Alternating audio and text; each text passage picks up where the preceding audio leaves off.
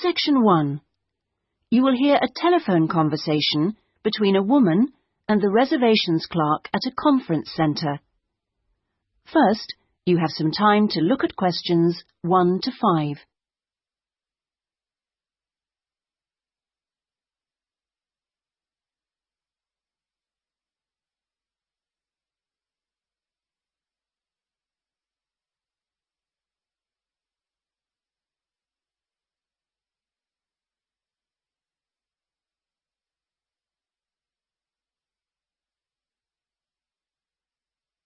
You will see that there is an example that has been done for you. On this occasion only, the conversation relating to this will be played first. Conference Centre Reservations, good morning. Hi, I'm interested in the computing conference next month. Future directions in computing? Yes, that's right. The title of the course is Future Directions in Computing, so Future Directions has been written in the space. Now we shall begin. You should answer the questions as you listen because you will not hear the recording a second time. Listen carefully and answer questions 1 to 5. Conference Centre Reservations, good morning. Hi, I'm interested in the computing conference next month. Future directions in computing? Yes, that's right. Could I ask you a few questions about it? Of course. Okay. I know the conference is for 3 days, but actually I want to attend on the Friday and Saturday only. Will that work out to be any cheaper?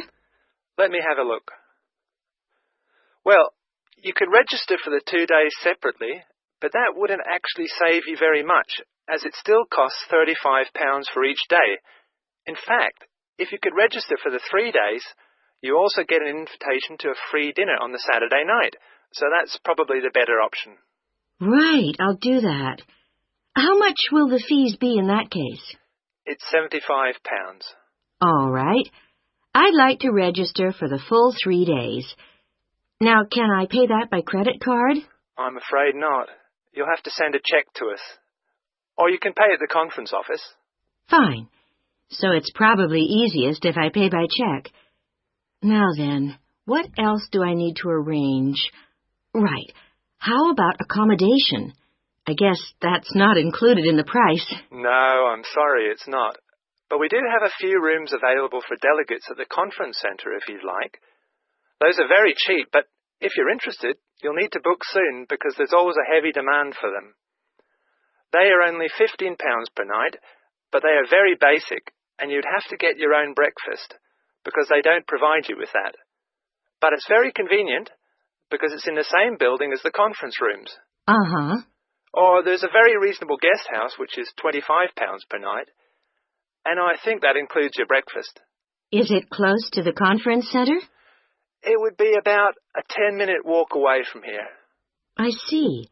That sounds quite reasonable. Before you hear the rest of the conversation, you have some time to look at questions 6 to 10.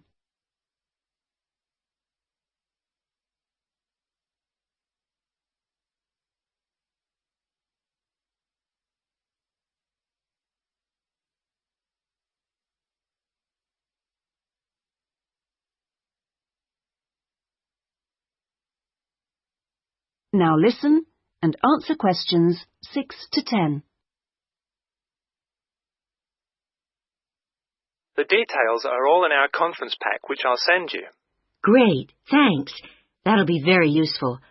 Oh, and can you also send me an application form? Of course. I'll get that in the post to you straight away. Is there anything else? Yes, actually. Can you tell me where exactly the conference center is? Well, it's on South Park Road, and it's right at the end of the road next to the library. It's a 10-minute taxi ride from the station and will cost you £5. Otherwise, you can take the bus, which runs every half an hour from the station. That's the 21A, and it brings you straight to the conference centre. Right, got that. that is the end of section 1. You now have half a minute to check your answers.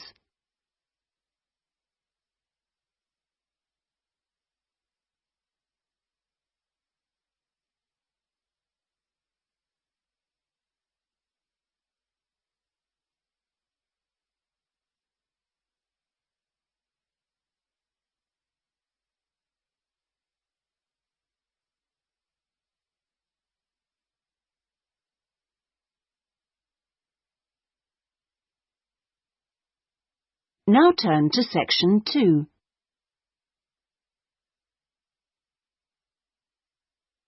Section 2. You will hear an introductory talk to a group of temporary workers at an international travel exhibition. First, you have some time to look at questions 11 to 13.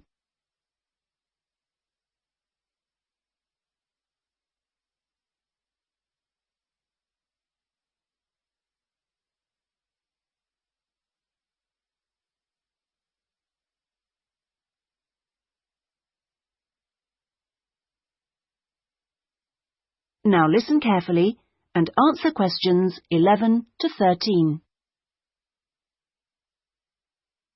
Good morning and welcome everybody. I'm Jenny Stewart and I'm the staff manager here at the Exhibition Centre. We're expecting this year's International Travel Exhibition to attract over 10,000 visitors a day, ladies and gentlemen, and you are among the 200 extra staff recruited to help look after them. Now, to help things run smoothly, we have divided you into 4 teams: the blue team, the green team, the red team and the yellow team.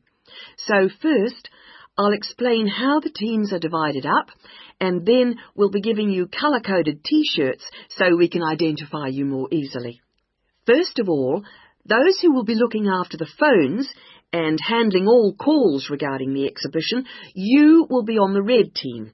Now, we've also put the entrance staff on the red team, and you'll be stamping the entrance tickets and giving out publicity leaflets, okay? Those of you involved in distributing entrance tickets will be on the yellow team, and we've also put those of you who'll be staffing the information booths around the conference centre on the yellow team, so you'll be getting a yellow T-shirt. Now, most of the hospitality staff have been put in the blue team, so the chefs among you and the kitchen hands will all need a blue T-shirt, but because of the sheer numbers, all waiting staff will be on the yellow team, and this includes the bar staff among you. Those who will be monitoring and directing the traffic in the car parks are on the green team, so you'll need to get a green T-shirt. This year, we've also employed a considerable number of attendants to direct the human traffic around the conference centre. Now, you'll be working in the exhibition hall at all times, giving directions and generally helping people whenever you can. And you will be in the red team, so please collect a red T-shirt. Before you hear the rest of the talk, you have some time to look at questions 14 to 20.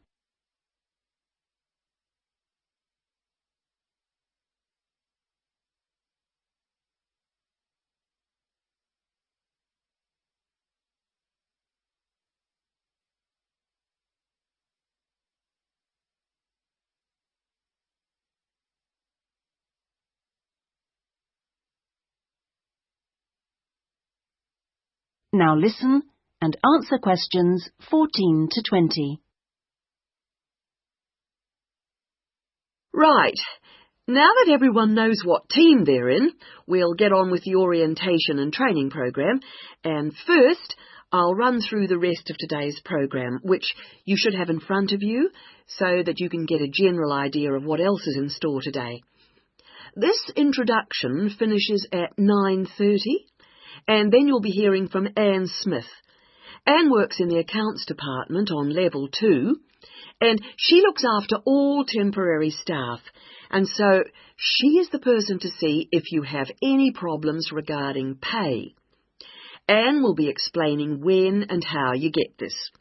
She will also be handing out your tax forms. And I will just stress that All tax forms must be completed and returned to Anne before your pay can be processed. Following Anne's talk, you'll hear from Peter Chen, our conference manager, and he will be going over a plan of the conference centre with you, which will help you to orient yourselves. He will also go through the security arrangements with you and show you the fire exits. Then, at 10:30, there will be a coffee break in the staff canteen, which is located down on the ground floor.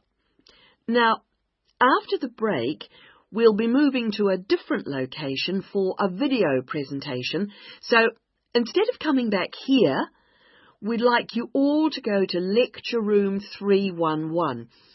You'll find it on this same level, just down the hall, and there you will be shown a video about important safety issues in the workplace called Safety at Work.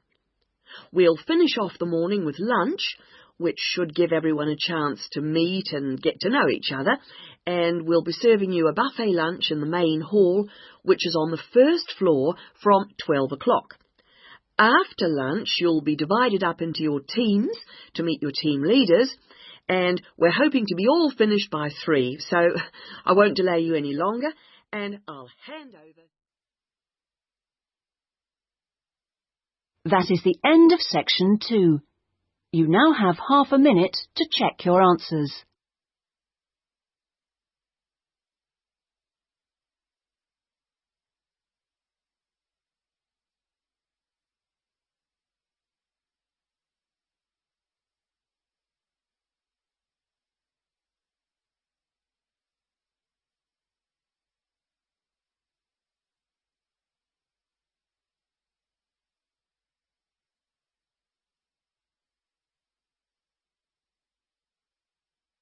Now turn to section 3.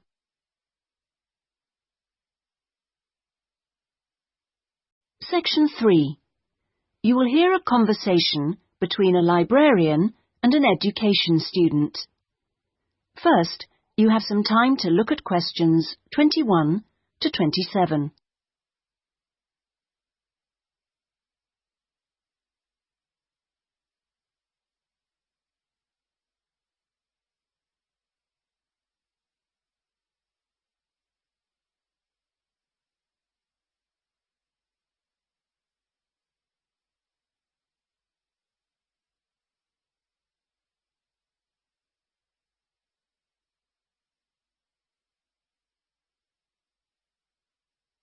Now listen carefully and answer questions 21 to 27. Good afternoon. Can I help you? Good afternoon. Yes, I've just transferred to the School of Education, and I'd like information about joining the library. Well, the School of Education has libraries on 2 sites, as I'm sure you know. This one here is the Fordham site, and the other is on Castle Road. And is there any difference between the 2 libraries? Not in terms of their facilities.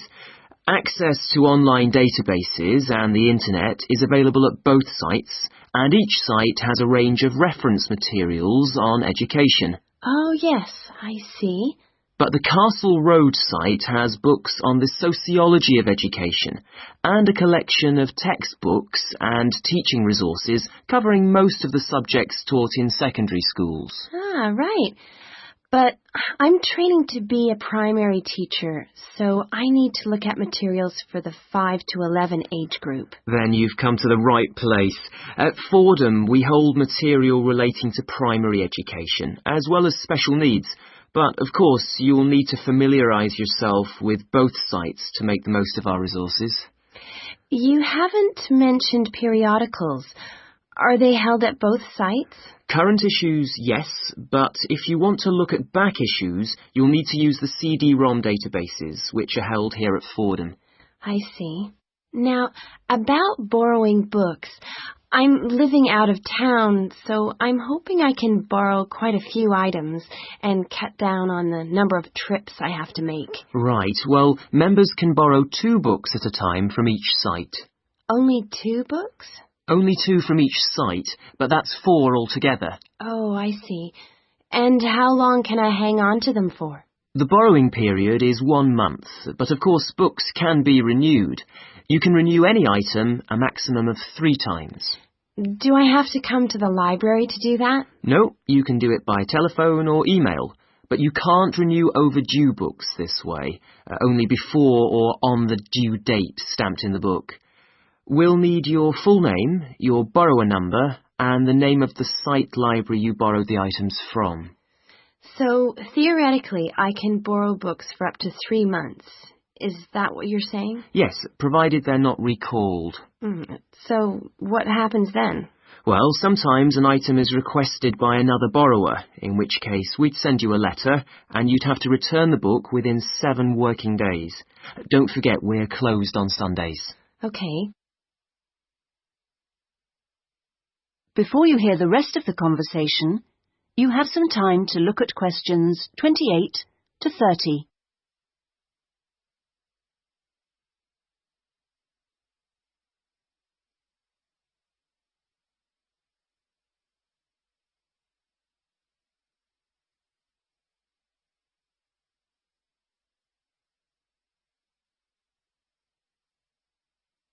Now listen and answer questions 28 to 30. I expect it'll take me a while to find what I need. There's such a lot here. Yes, there is. But if you need help getting started, this term we're running 3 study skills workshops. Oh? What are they on? Let me see. The first one's on resources. Yes, here it is. How to use the library's resources.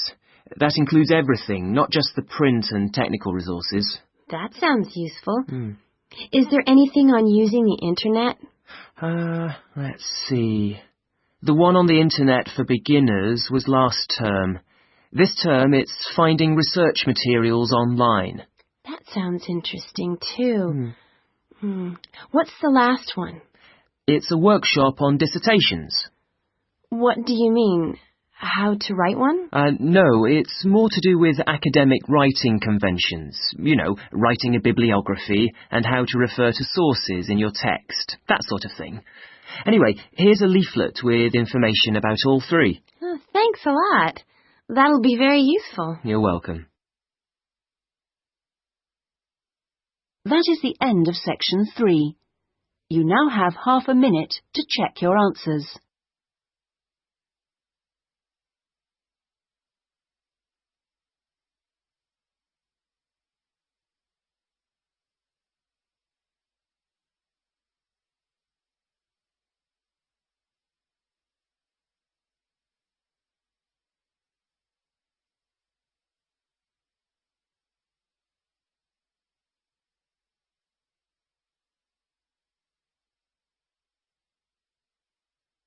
Now turn to section 4.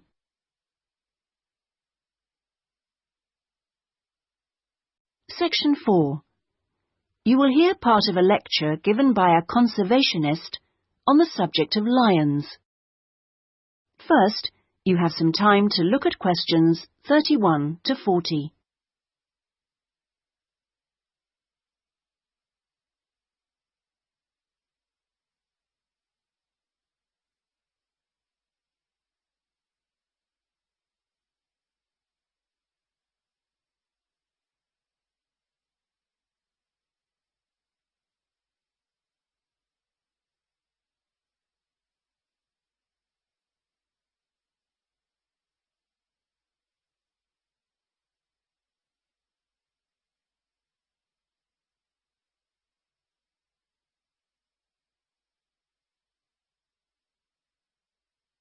Now listen carefully and answer questions 31 to 40.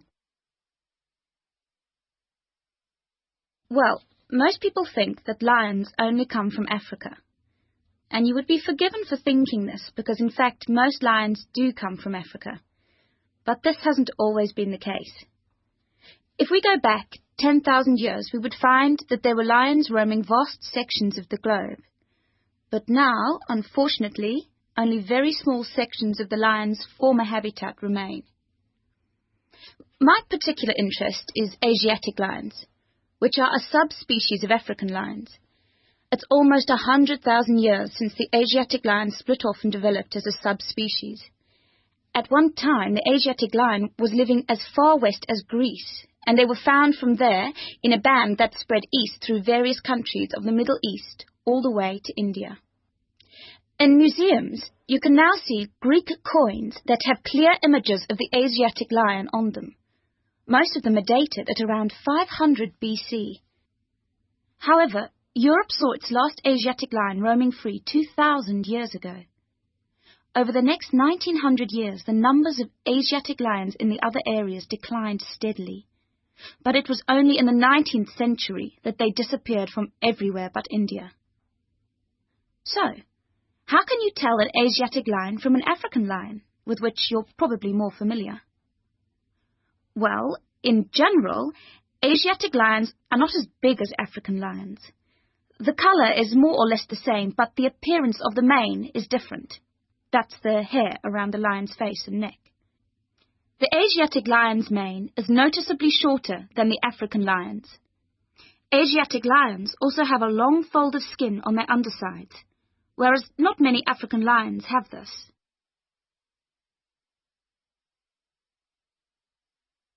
Well, I'd like to talk to you now about the Gir Sanctuary in India. That's where I've just come back from.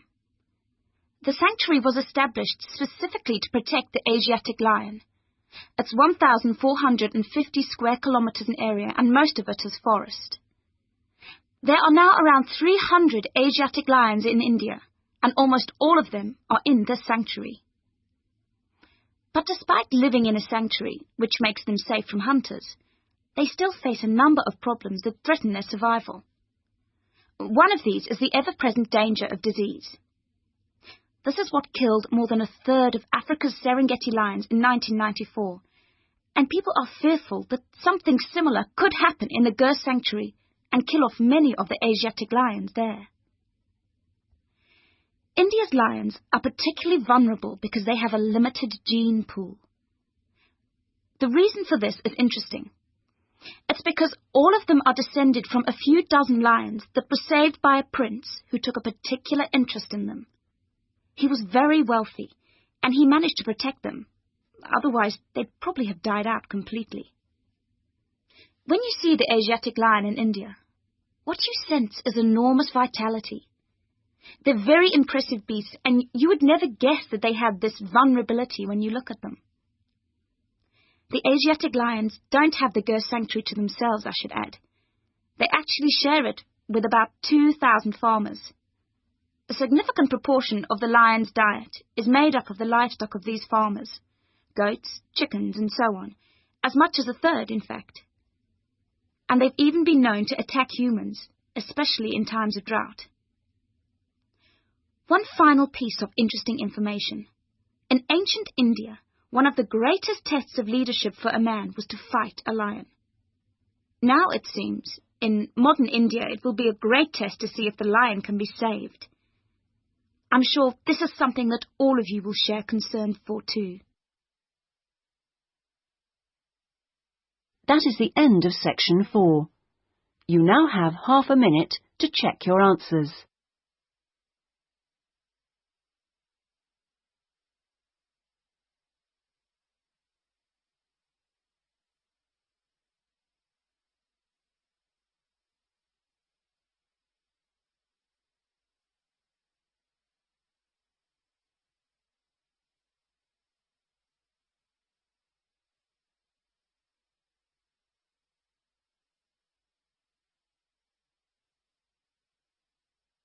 That is the end of the listening test. In the IELTS test, you would now have 10 minutes to transfer your answers to the listening answer sheet.